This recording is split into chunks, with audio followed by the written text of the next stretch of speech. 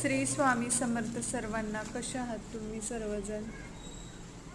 आज मेथीची भाजी खायची होती म्हणून मेथी मस्त हिरवीगार अशी मेथी होती म्हणून म्हटलं मेथीची भाजी डाळ वगैरे टाकून छान लागते.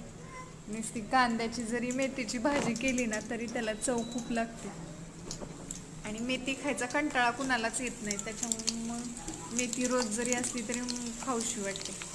मग मेथी स्वच्छ धुवून पाण्याने वगैरे धुवून मीठ वगैरे टाकून धुवून घेतली आणि पावसाळ्यात जास्त चिखल होतो ना त्याच्यामुळे 2 पाण्याने धुवून घेतली. आणि नंतर फोडणीसाठी लसूण आणि मिरची बारीक कट करून घेतली आणि तेलामध्ये फ्राय करण्यासाठी फोडणीला टाकली आणि नंतर मीठ आणि नंतर भिजवलेली मुगाची डाळ होती ना ती टाकून घेतली व्यवस्थित अशी आणि परतली.